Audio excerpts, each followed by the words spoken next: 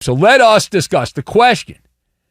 Did the Bills win this game outright? Did they take the game?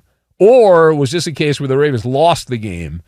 And so I've got vending machine, President Biden, and global tour. And we will combine all of these things together, and we are going to make some buffalo wings, which were invented in Buffalo. The chicken wing. Yeah. Yeah, chickens didn't have wings before a restaurant in Buffalo, the Anchor Bar. That's right. The chicken did not have wings until the Anchor Bar in Buffalo started serving them. And that's true. I've been to the Anchor Bar. Before that, chickens did not have wings. All right, so let us discuss. The first thought here is that this was less. It was less about Josh Allen riding in on a white horse with a cape on to save the day. Josh Allen is here to save the day. No. This is about Baltimore lighting their own house on fire and getting a full all-inclusive trip on the Vomit Comet. That's absolutely right. They did ride the Vomit Comet. This was such a bad performance. When the game was over, the Raven fans were calling billboard lawyers. You know those billboard lawyers who hurt you and will fight for you? Well, they were contacting those lawyers. They said, I know who hurt me. Number 22 in your program, but number 0 in clutch time. That would be the running back for the Ravens, Derrick Henry. Number 22 in your program, but number 0 when it matters most there for the Ravens at the end of this game. Lord Henry giveth and Lord Henry taketh away in this game here. 169 yards and a couple of touchdowns. And then that monstrosity at the end of the game there, 3:10 or so on the clock, and bug on the rug. The bug on the rug. Right? And that Sunday night game. Whew, the Grinch on Christmas Eve. That was Derrick Henry. El Fumble on the ground there, and so he wanted a snack. Derrick Henry's like, hey, it's Sunday night. I want to have a nice little snack. So he went to the vending machine, and he ended up finding the vending machine of doom. And he went up there, he put $1 into the vending machine of doom, and he wanted a Snickers bar. He thought that would be a nice snack, a nice, delicious Snickers bar. And so he punched in the number on the vending machine of doom, and for some reason it spit out a Butterfinger. And that's what he did. He said, I got a Butterfinger, so I'm going to give a Butterfinger performance there. Boom! Ball on the ground. That's it. It was a 3:06 when the play stopped. 3:06 to go on the clock in that game. Bug on the rug, and Ravens recover, and that's the thing you can't do at the moment. You can't do it for the Ravens. And the Ravens, make no mistake, they had this game in the bag. The game was in the bag.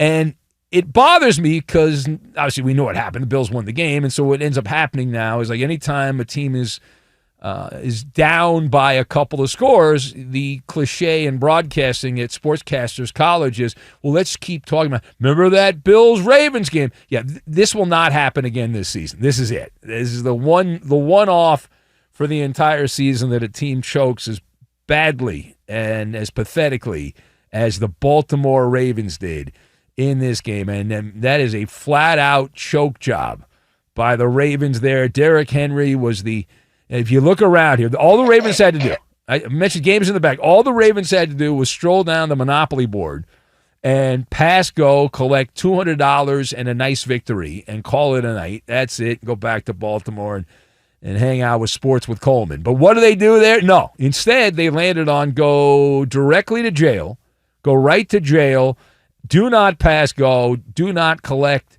squat. You get nothing. And Derrick Henry, the prison warden there, handing them the orange jumpsuit, saying, here you go, boys. It's a nice, big, juicy L right there. Nice, big, delicious L. And so now there will be some say, well, it's not his fault. He put up great numbers, man. Okay, these are bad people. These are evil people, the people that believe that. They're fantasy nerds. They're losers. We need it's like a disease. We need to cut the disease out, people that believe that.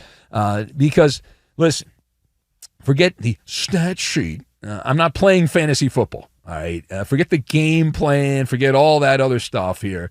This was about the E word, execution, and they failed.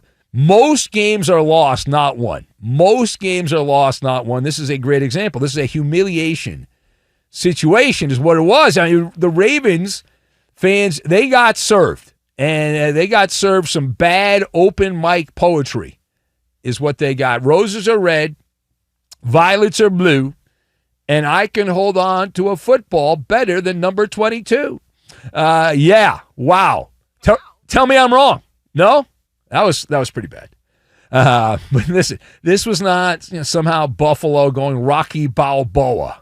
I don't want to hear that. I'm sure that's already been written somewhere, but that's not my position on this. This was Baltimore face planting like the iconic George Costanza back in the day, running out of the kid's birthday party fire drill, just having a meltdown there. And the Bills, they're essentially this win is like, hey, I found a $20 bill. I found a nice $20 bill blowing down the street. And you take it. Maybe you go out and buy some food with it, and you have I don't think you can buy a full lunch with that anymore. $20, but you put the money down, you buy a little food, and that's it. But you didn't earn it. You found it. You didn't necessarily earn it per se. And so the W does go to Buffalo. Congratulations on that. And the scar tissue goes to the Baltimore football team.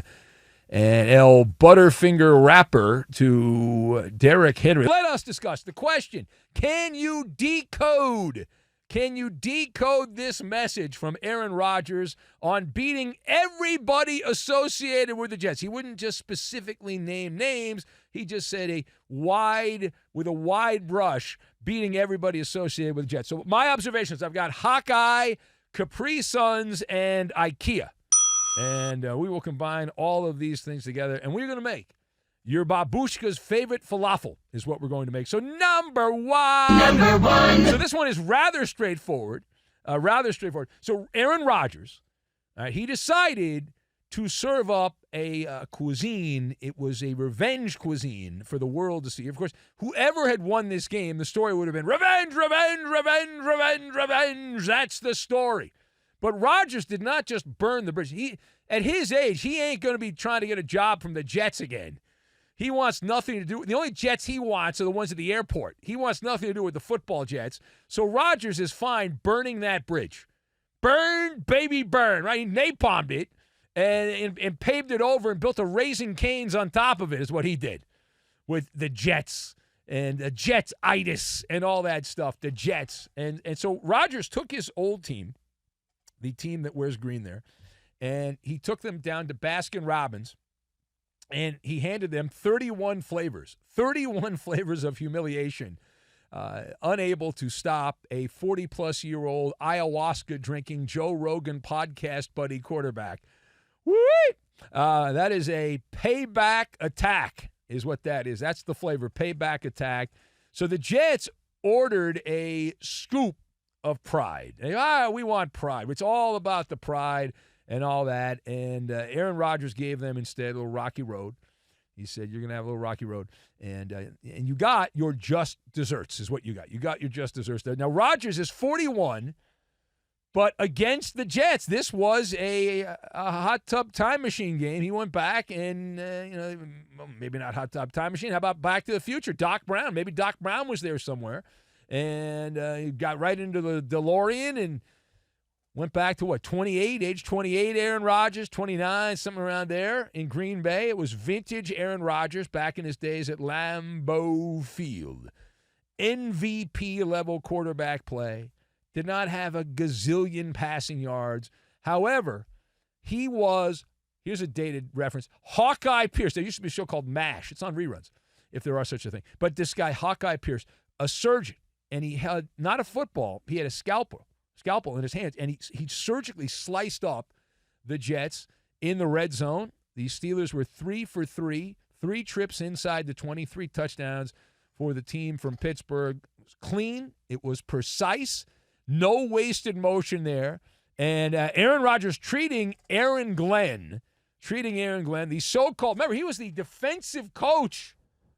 He was not the offensive coach. He was the defensive coach of the Lions. So you got a defensive guy You figure, all right, we're going to be able to slow down Rodgers a little bit. He's old. He's washed up. Aaron Glenn wanted nothing to do with Aaron Rodgers. Aaron Glenn determined, for better or worse, that Aaron Rodgers had cooties.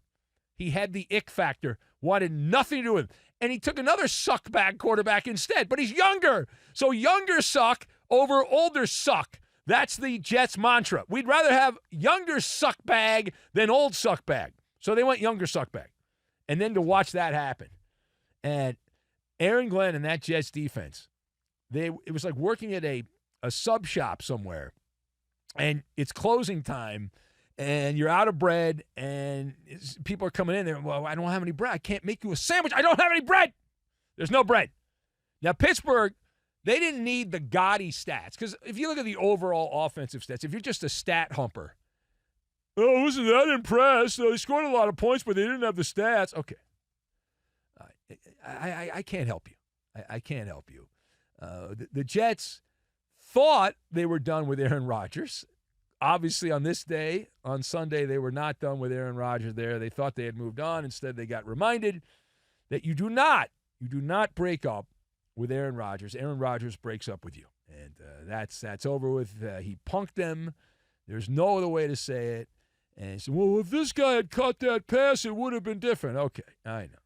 And we can make the old joke about twigs and berries all you want and all that stuff. But listen, he was terrible when he played for the Jets. He no longer plays with the Jets, and all of a sudden Aaron Rodgers is back in the catbird seat yet again, at least for a week. Now, whether that continues or not, who knows? Rodgers delivered the sweet taste of revenge, the flavor of revenge there. And it was a double scoop. Sunday with little sprinkles on top there. They had the sprinkles, and it was only green sprinkles, though. It's very odd that he only put green sprinkles out there